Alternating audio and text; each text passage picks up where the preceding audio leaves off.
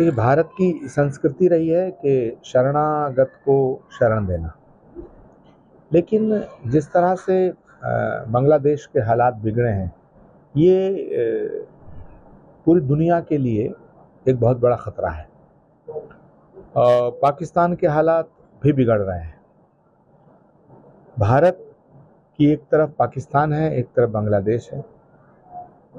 एकदम पड़ोसी देशों में अराजकता, आतंकवाद और बगावत और वायलेंस का जो एटमॉस्फेयर क्रिएट हुआ है, मुझे लगता है इसको देखते हुए भारत को बहुत सावधानी से चलना चाहिए। और क्योंकि खतरा भारत पर भी मंडरा रहा है और ये खतरा विचारधारा का है, ये खतरा एक इस तरह के सियासी सिनेरियो का है, पॉलिटिकल सिनेरियो का है, जिसको कोई भी संभ्रांत राष्ट्र स्वीकार नहीं कर सकता। हमें खुशी है इस बात की और ये हमारा सौभाग्य है कि भारत में एक सशक्त नेतृत्व है। नरेंद्र मोदी जी के रूप में, भारत के प्रधानमंत्री के रूप में एक सशक्त, समझदार और समर्थ नेतृत्व है। लेकिन भारत की सरकार को बांग्लादेश और पाकिस्तान की गतिविधियों पर नज़र रखनी पड़ेगी और भारत की जनता को भी देश हित में सोचकर, तमाम पॉलिटिकल पार्टीज़ को राष्ट्र हित में सोचकर राजनीति के कदम उठाने पड़ेंगे।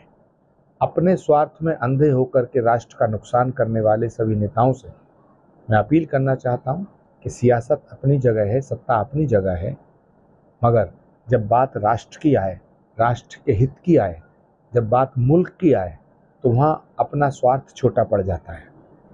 हम सियासत की बलि देश को नहीं चढ़ा सकते। सियासत देश के लिए होनी चाहिए, देश सियासत की बलिवेद पर भेंट नहीं चढ़ना चाहिए। तो राष्ट्र की एकता प्रथम है, राष्ट्र की सुरक्षा प्रथम है। राष्ट्र की सुरक्षा को भी भयंकर खतरा पैदा हो गया है बांग्लादेश और पाकिस्तान की स्थितियों को देखते हुए। दूसरा, भारत सरकार और भारत के प्रधानमंत्री जी से मैं आग्रह करना चाहूँगा कि वो बांग्लादेश में जो भारतीय मूल के लोग रह रहे हैं, उनकी सुरक्षा सुनिश्चित करने के लिए इंटरनेशनल लेवल पे बात करें। एक और गंभीर दुखद सूचना मिल रही है कि बांग्लादेश में रहने वाले हिंदुओं को मारा जा रहा है, पीटा जा रहा है, जलाया जा रहा है। ये भी बहुत ही दुखद और चिंतनीय विषय है।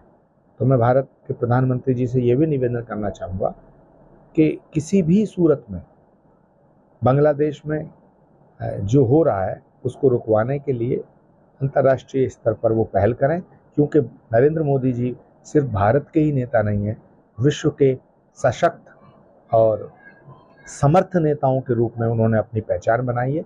इसलिए पूरी दुनिया को नरेंद्र मोदी जी से अपेक्षा है कि वो बांग्लादेश में जो हो रहा है इस घटनाक्रम पर नज़र भी बनाए रखेंगे और वहाँ की समस्याओं को, वहाँ इंसानियत के नाते और अंतर्राष्ट्रीय संबंधों के नाते उसको, उस समस्या को सुलझाने के लिए कोई ना कोई ठोस फैसला लेंगे।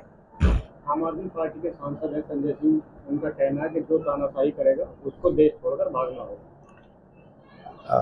फैसला, सवाल इस बात का है कि तानाशाही कौन कर रहा है? क्या सरकार तानाशाह है या विपक्ष तानाशाह है? मुझे तो इस समय जो विपक्ष है ये तानाशाह नज़र आ रहा है।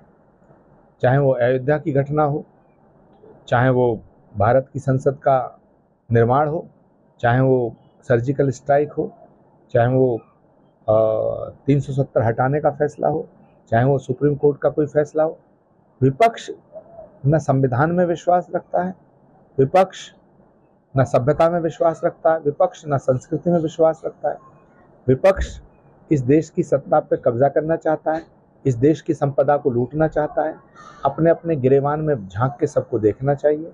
सरकारें सबने चलाई हैं, कल पंडित नेहरू जी से लेकर के डॉक्टर मनमोहन सिंह जी तक और आज नरेंद्र मोदी जी का कार्यकाल, इस सब की समीक्षा अगर निष्पक्ष तरीके से की जाए तो निसंदेह मैं कह सकता हूं कि आज भारत विश्व के स्तर पर जिस तरह भारत का गौरव बढ़ाने का काम नरेंद्र मोदी ने किया है, उससे हर एक भारतवासी को खुश होना चाहिए। मगर अफसोस की बात यह है कि विपक्ष सरकार से दूर होने के बाद सरकार की नीतियों की आलोचना करने की बजाय नरेंद्र मोदी से नफरत करना शुरू कर दिया है।